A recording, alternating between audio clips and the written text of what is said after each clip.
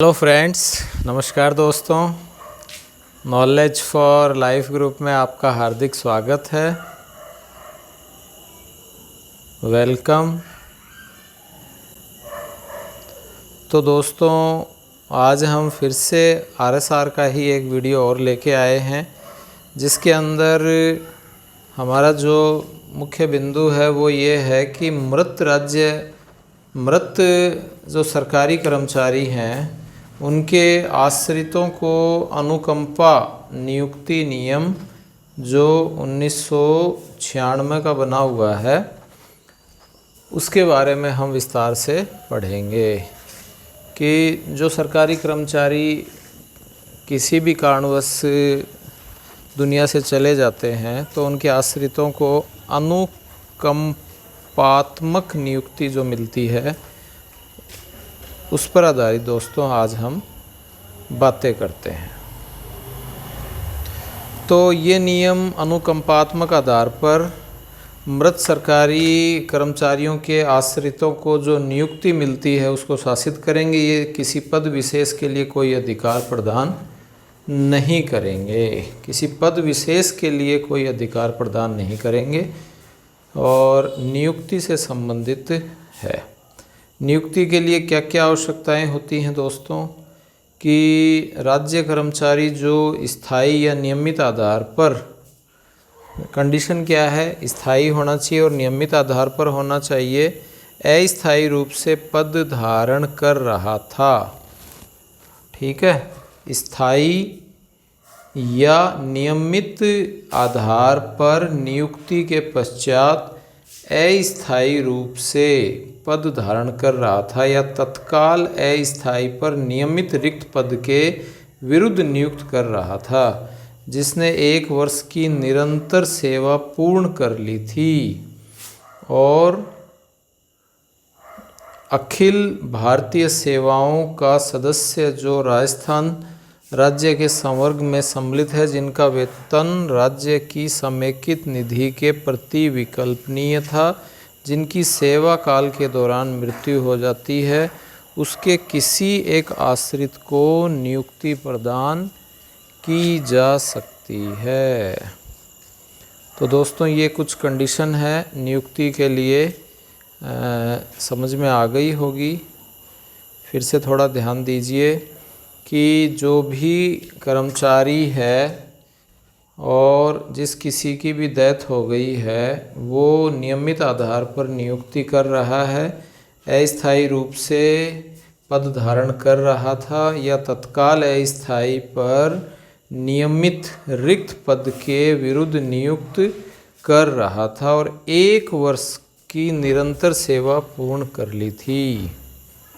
ठीक है, कहने का अर्थ ये है दोस्तों, अस्थायी रूप से मतलब वो प्रोबेशन काल में था लेकिन उसने 1 साल पूरा कर लिया था और साथ ही साथ उसकी जो नियुक्ति हुई है वो कैसी हुई है, स्थायी तौर पर।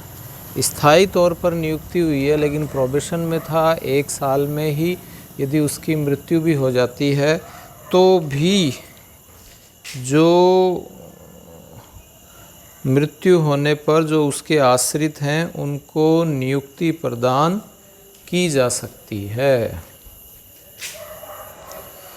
फिर मृत राज्य जो कर्मचारी हैं, मृत मर्कजाज कर्मचारियों के आश्रितों को अनुकंपात्मक नियुक्ति नियम लागू होंगे।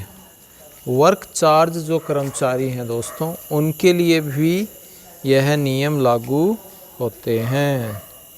ये नियम लागू नहीं होंगे, कहाँ नहीं होंगे लागू, जहाँ पति या पत्नी का कोई एक पुत्र, अविवाहित पुत्री, दत्तक पुत्र पुत्री, केंद्र राज्य सरकार, केंद्र या राज्य सरकार के अधीन बोर्ड नियम कर्मचारी को मृत्यु के समय या आश्रित की नियुक्ति के समय नियोजित हो। ठीक है, कहाँ लागू नहीं होंगे, जहाँ पति हो, पत्नी हो, कोई एक पुत्र हो, अविवाहित पुत्री हो, कोई भी दत्तक पुत्र जो है वो राज्य सरकार के अधीन जो बोर्ड नियम है कर्मचारी की मृत्यु के समय या आश्रित की नियुक्ति के समय, जो भी आश्रित है उसकी नियुक्ति के समय यह पहले से नियोजित हों, पहले से इनमें से कोई यदि जॉब में होगा तो यह अनुकंपात्मक नियम मृत राज्य कर्मचारी के आधार पर लागू नहीं होगा। जहां मृतक की पत्नी स्वयं के लिए नियोजन प्राप्त करती है, परंतु उक्त शर्तें नियुक्ति के समय नियोजित हो, परंतु उक्त शर्तें वहां लागू नहीं होंगी जहां मृतक की पत्नी स्वयं के लिए नियोजन प्राप्त करती है। मृतक की पत्नी यदि स्वयं के लिए चाहे कि मैं यहाँ नौकरी लगना चाहूँगी, उसके लिए यह शर्त वहाँ लागू नहीं होगी। मृत राज्य कर्मचारी को ऐसे पुत्र जिसकी पुत्र अविवाहित पुत्री पहले से नियोजित हों को अनुकंपात्मक नियुक्ति नहीं मिलेगी। पुत्र पुत्री, ठीक है, और जो अविवाहित है वो पहले से नियोजित हैं, पहले से एडजस्ट हैं, तो उनको यह नियुक्ति नहीं मिलेगी। 2 से अधिक संतान है तो भी अपात्र होने का प्रावधान है। ये भी एक पेच है दोस्तों कि 2 से अधिक संतान होगी और उसके लिए कभी कोई कंडीशन इस तरह की हो जाती है, मृत कर्मचारी की कंडीशन में वह अपात्र होगी और अनुकंपात्मक नियुक्ति के तहत विधवा पर लागू नहीं होगा। ठीक है, अनुकंपात्मक प्रावधान होने पर 2 से अधिक नियुक्ति के लिए, 2 से अधिक संतान है तो उसके लिए तो अपात्र हो गया, उसका प्रावधान है, और अनुकंपात्मक नियुक्ति नियम के तहत विधवा पर लागू नहीं होगा। विधवा पर यह लागू नहीं होता है।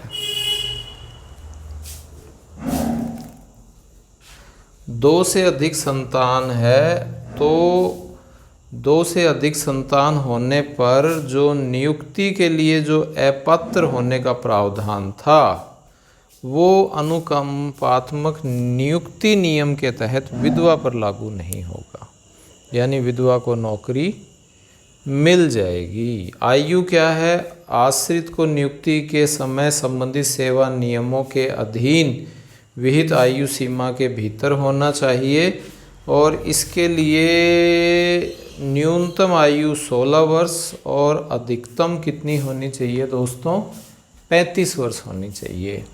यानी विधवा जो पत्नी है और बच्चे हैं उसके लिए 16 वर्ष से 35 वर्ष के बीच में आयु होनी चाहिए। परंतु किसी विधवा के कोई ऊपरी अधिकतम आयु सीमा नहीं होगी। विधवा के लिए भी कोई ऊपरी या अधिकतम आयु सीमा नहीं होगी। बच्चों के लिए है, विधवा के लिए कोई आयु सीमा नहीं होती है। ठीक है दोस्तों, नेक्स्ट हम बात करें दूसरे पॉइंट के लिए। तो दूसरा पॉइंट क्या है?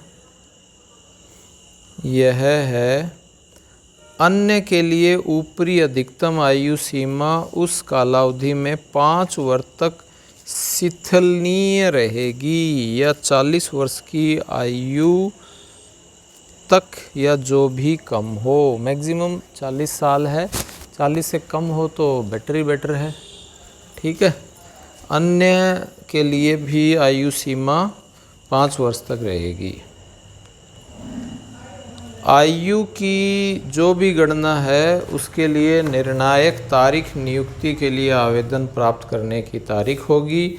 एक उपयुक्त पद की व्यवस्था के लिए बीता समय आश्रित को निर्हित नहीं करेगा, यानी अयोग्य नहीं करेगा। जो बीता समय है, जो भी समय बीत रहा है, और एक जो भी आयु की गणना है, निर्णायक तारीख नियुक्ति के लिए आवेदन प्राप्त करने की तारीख होगी, लेकिन समय जितना जो भी बीतेगा तो वह उसके लिए अयोग्य साबित नहीं होगा यदि वह उस कालावधि के दौरान अधिकायु हो जाता है।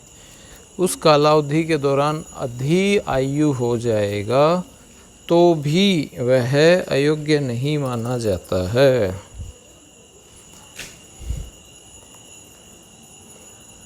मृत कर्मचारी आश्रित के रूप में नियुक्ति हेतु 16 वर्ष की आयु पर आवेदन स्वीकार किए जाएंगे, जो कि 26/6/2015 के लेखा विज्ञ पृष्ठ संख्या 715 पर यह निहित है।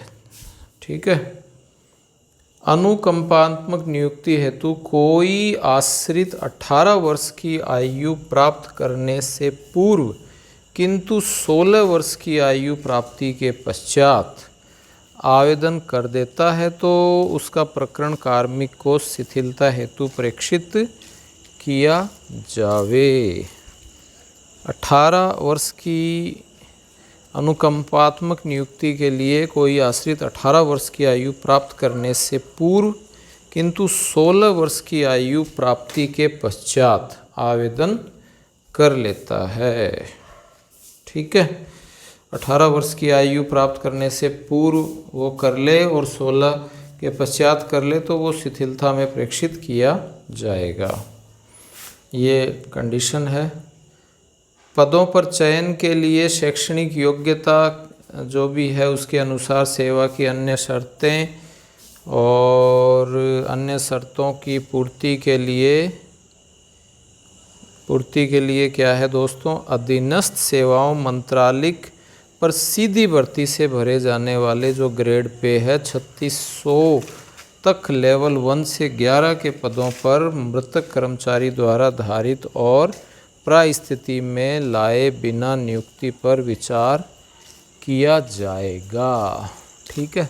क्लियर हो गया कि जो भी आश्रित है उसकी शैक्षणिक योग्यता है और शैक्षणिक योग्यता के अनुसार जो उसकी सेवा और शर्तें हैं तो उसको कहाँ सेट किया जाएगा, अधीनस्थ मतलब second grade maximum 4th class से लेकर 4th grade 3rd grade 2nd grade तक, और लेवल कहाँ से कहाँ तक 1 से लेकर 11 तक, यानी 3600 जो ग्रेड पे है वहाँ तक उसको धारित पद पर प्रास्थिति में लाए बिना नियुक्ति के लिए विचार किया जाएगा। मृतक राज्य कर्मचारी के धारित पद, जो भी धारित पद है उस धारित पद और उसकी स्थिति में लाए बिना नियुक्ति के लिए विचार किया जाएगा।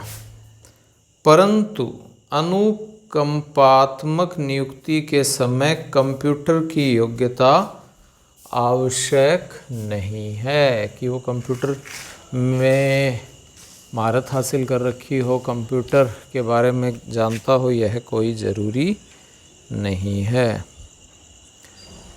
अनुकंपात्मक नियुक्ति प्राप्त कर्मचारी को सेवा में 3 वर्ष के भीतर स्थायीकरण के लिए विभागीय परीक्षा या हिंदी अंग्रेजी कंप्यूटर में टंकण परीक्षा उत्तीर्ण करने की अपेक्षा की जाती है। 3 साल में वो टाइपिंग सीख जाए, कंप्यूटर का कोर्स सीख जाए। इस अवधि में निर्धारित परीक्षा उत्तीर्ण नहीं करने पर इस अवधि में वृद्धि नहीं की जाएगी। यदि निर्धारित परीक्षा उत्तीर्ण नहीं भी करता है बाय द वे तो भी इस अवधि में वृद्धि नहीं की जाएगी, यानी 3 साल है तो वो 3 साल ही रहेगा। इस अवधि के पश्चात शिथिलता हेतु कार्मिक विभाग सक्षम है, कुछ शिथिलता दे दी जाएगी। कर्मचारी जब तक अर्हता अर्जित नहीं कर लेता है तब तक उसे कोई वार्षिक वेतन वृद्धि स्वीकृत नहीं की जाएगी। जो भी कंडीशन है, जो भी कंप्यूटर की है, टाइपिंग की है या अन्य कोई योग्यता जो होनी चाहिए वो जब तक नहीं करता है तब तक उसकी वार्षिक वेतन वृद्धि स्वीकृत नहीं की जाएगी, इसका मतलब रोकी जाएगी। ऐसी अर्हता अर्जित करने के लिए उसे नियुक्ति की तारीख से काल्पनिक रूप से वार्षिक वेतन वृद्धि अनुज्ञात की जाएगी, किंतु कोई बकाया देय नहीं होगा, यानी नॉशनल का लाभ दे दिया जाएगा, परंतु उसकी वेतन वृद्धि कब होगी, जब यह कंडीशन वो पूरी कर लेता है। तो आई होप दोस्तों ये आपने कुछ बातें समझ ली होगी और नेक्स्ट वीडियो में हम इससे संबंधित और जो बातें हैं हम समझेंगे, जिससे आपको इस तरह की जो भी मृत राज्य कर्मचारी हैं अनुकंपात्मक रूप से जो लगे हुए हैं उनके बारे में पूरी जानकारी मिल सके। यदि आपने यह वीडियो देखा है और अच्छा लगा है तो दोस्तों चैनल को आप सब्सक्राइब कीजिए, लाइक और शेयर भी कीजिए, जिससे ज़्यादा से ज़्यादा लोग लाभान्वित हो सकें। और दोस्तों थैंक्स फॉर वॉचिंग।